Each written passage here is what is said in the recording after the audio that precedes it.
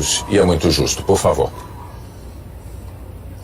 Eu quero agradecer a todos que votaram em mim, pelo apoio, com a verdade. Então agradeço esses que acreditaram na verdade e confiaram no meu nome nas urnas. Presidente, nesses poucos minutos que nós queremos aproveitar aqui à sua disposição para acalmar os ânimos que andaram tão acirrados ao longo dessa campanha.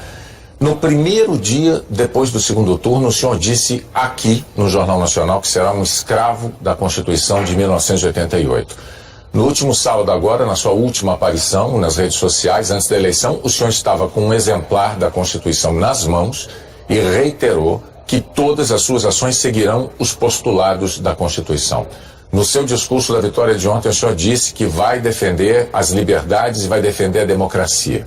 Diante disso tudo, o que é que o senhor diria àqueles que ainda insistem em dizer que a sua eleição é um risco para a democracia? Primeiro dizer-lhes que as eleições acabaram. Chega de mentira, chega de fake news. Realmente agora estamos numa outra época. Eu quero governar para todos, como você bem disse, no Brasil, não apenas para os que votaram em mim. Temos uma Constituição que tem que ser realmente a nossa Bíblia aqui na Terra e respeitá-la, porque só dessa maneira podemos conviver em harmonia. Presidente, boa noite. Durante a campanha, o senhor já teve a oportunidade de se desculpar por palavras mais fortes que usou em sua pregação sobre um projeto polêmico de educação sexual nas escolas. O senhor chegou até a pedir desculpas aqui no Jornal Nacional por ter se excedido no calor das discussões. Numa outra ocasião, o senhor disse enfaticamente não ter nada contra os gays. Depois disse que vai lutar contra aqueles que querem dividir o Brasil entre homos e héteros, entre brancos e negros, entre sulistas e nordestinos. Há relatos concretos sobre pessoas que têm agredido gays, verbal e fisicamente. Na campanha, o senhor repudiou o voto dos que usam a violência. Como presidente eleito, o que o senhor diria para aqueles que ousem ser preconceituosos e agressivos contra outro ser humano apenas por serem gays? A agressão contra um semelhante tem que ser punido na forma da lei. E se for por um motivo como esse, tem que ter a sua pena agravada. Agora, deixo bem claro, ganhei o rótulo por muito tempo de homofóbico. Na verdade, eu fui contra um kit feito pelo então ministro da Educação, Haddad, em 2009 para 2010, onde chegaria nas escolas um conjunto de livros, cartazes e filmes, onde passariam crianças se acariciando e meninos se beijando. Não poderia concordar com isso. E a forma como eu ataquei essa questão é que foi um tanto quanto agressiva, porque eu achava até que aquele momento merecia isso. Bem, tivemos em parte sucesso, porque no ano seguinte a própria presidente Dilma Rousseff, depois de ouvir as bancadas evangélica e católica, resolveu recolher esse material, mas o rótulo ficou em cima de mim. E deixo bem claro que isso tudo aconteceu por ocasião, acredite, do 9º Seminário LGBT Infantil na Comissão de Direitos Humanos da Câmara, onde presente estava o então secretário de alfabetização do MEC, André Lázaro. E os senhores podem pegar as imagens no YouTube, onde ele dizia claramente que passou 3 meses discutindo até onde a língua de uma menina entraria na boca de outra menina para fazer o filme Beijo Lésbico para combater a homofobia. Então eu acredito que essa agressão contra a família e contra a inocência das crianças em sala de aula é que resultou, na minha forma, um tanto quanto violenta, concordo, para tentar demover o Ministério dessas cartilhas, desses filmes e desses cartazes. Presidente, o senhor sempre se declara enfaticamente, aliás, um defensor da liberdade de imprensa. Mas em alguns momentos da campanha o senhor chegou a desejar que um jornal deixasse de existir. É indiscutível que a imprensa não é imune a erros e nem a críticas. E isso vale para qualquer órgão da imprensa profissional. Mas também é fato que a imprensa livre é um pilar da democracia. Como presidente eleito, o senhor vai continuar defendendo a liberdade da imprensa e a liberdade do cidadão de escolher o que ele quiser ler, o que ele quiser ver e ouvir? Totalmente favorável à liberdade de imprensa. Temos a questão da propaganda oficial do governo, que é uma outra coisa. Mas aproveito um momento para que nós realmente venhamos fazer justiça aqui no Brasil.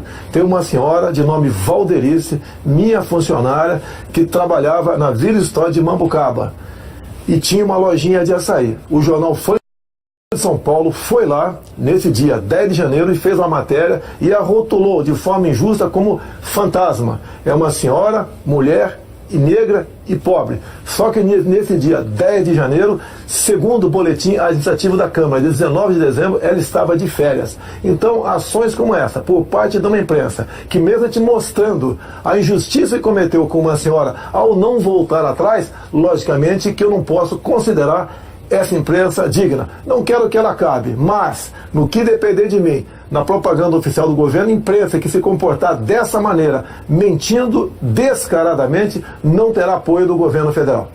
Então o senhor não quer que este jornal acabe. O senhor está deixando isso claro agora. Por si só, esse jornal se acabou, não tem prestígio mais nenhum. Quase todas as fake news que se voltaram contra mim partiram da Folha de São Paulo. Inclusive, a última matéria, onde eu teria contratado, né, empresas fora do Brasil via empresários aqui para espalhar mentiras sobre o PT. Uma grande mentira, mais um fake news do jornal Folha de São Paulo, lamentavelmente. Presidente, me permita, como editor-chefe do Jornal Nacional, eu tenho um testemunho a fazer. Às vezes, eu mesmo achei que críticas que o jornal Folha de São Paulo tenha feito ao Jornal Nacional me pareceram injustas. Isso aconteceu algumas vezes, mas para ser justo do lado de cá, eu preciso dizer que o jornal sempre nos abriu a possibilidade de apresentar a nossa discordância, de apresentar os nossos argumentos, aquilo que nós entendíamos ser a verdade. A Folha é um jornal sério, é um jornal que cumpre um papel importantíssimo na democracia brasileira, é um papel que a imprensa profissional brasileira desempenha e a Folha faz parte desse grupo da imprensa profissional brasileira. Mas a gente pode seguir adiante com a próxima pergunta da Renata. Sim, presidente, no discurso em que o senhor fez essa mesma afirmação sobre a imprensa, o senhor disse que os marginais vermelhos serão banidos da nossa pátria. O que o senhor quis dizer com isso? Foi um discurso inflamado, com a Avenida Paulista cheia, e, logicamente, eu estava me referindo à cúpula do PT e cúpula também do PSOL. O próprio Boulos havia momentos antes dito que invadiria a minha casa aqui na Barra da Tijuca por ela não ser produtiva. Vimos o candidato do PT derrotado em vídeo também dizendo que a crise no Brasil só acabaria quando Lula fosse eleito presidente. Então foi um momento de desabafo, é um discurso acalorado, mas não ofendia a honra de ninguém. O que eu quero dizer com aquilo? No Brasil, de Jair Bolsonaro, quem desrespeitar a lei sentirá o peso da mesma contra a sua pessoa. Presidente, essa campanha foi muito polarizada, todo mundo sabe, todo mundo notou, às vezes até dentro de famílias houve brigas, o senhor certamente tem conhecimento disso. Ontem, no seu discurso, o senhor muito corretamente disse que será o presidente de todos os brasileiros. Para conseguir o seu objetivo de conciliação nacional, respeitadas as diferenças de ideias, o que é que o senhor poderia dizer agora, nesse momento aqui no JN, para os que não votaram no senhor? Dizer a todos vocês que não votaram em mim que nós estamos no mesmo barco. Se o Brasil não sair dessa crise ética, moral e econômica, todos nós sofreremos as consequências do que se aproxima no futuro. Nós queremos junto com vocês. Afinal de contas, nós temos tudo para sermos uma grande nação. O que está faltando é a união de todos, evitar as divisões. Essas divisões apareceram no governo anterior. Nordestinos, sulistas, brancos e negros, ricos e pobres, homos e héteros. Isso nós vamos evitar. Vamos tratar todos iguais. Eu apelo àqueles que não votaram em mim. Nos dê oportunidade agora de mostrar que realmente nós podemos fazer uma política de modo que a felicidade se faça presente em nosso meio no futuro. Presidente, uma última pergunta. O senhor disse há pouco à Record e ao SBT que pensa em convidar o juiz Sérgio Moro ou para o Ministério da Justiça ou para o Supremo Tribunal Federal. Qual dessas duas funções o senhor prefere para ele? Olha, o juiz Sérgio Moro é um símbolo aqui no Brasil. Eu costumo dizer que é um homem que perdeu a sua liberdade no combate à corrupção. Ele não pode mais ir na padaria sozinho ou ir passear com a tua família no shopping sem ter um enorme aparato de segurança ao teu lado. É um homem que tem que ter o seu trabalho reconhecido. Para mim, pretendo conversar com ele brevemente, já foi feita essa sinalização positiva, pretendo convidá-lo para o Ministério da Justiça ou, seria no futuro, abrindo uma vaga no Supremo Tribunal Federal, na qual melhor ele achasse que ele poderia trabalhar para o Brasil. É um homem que tem um passado exemplar do combate à corrupção, e em qualquer uma dessas duas casas ele levaria avante essa sua proposta. E a corrupção tem que ser banida aqui do Brasil. Ninguém suporta mais conviver com essa prática tão nefasta. Presidente Jair Messias Bolsonaro, mais uma vez, nossos parabéns pelo seu desempenho nas urnas, pelos votos que o levaram ao Palácio do Planalto.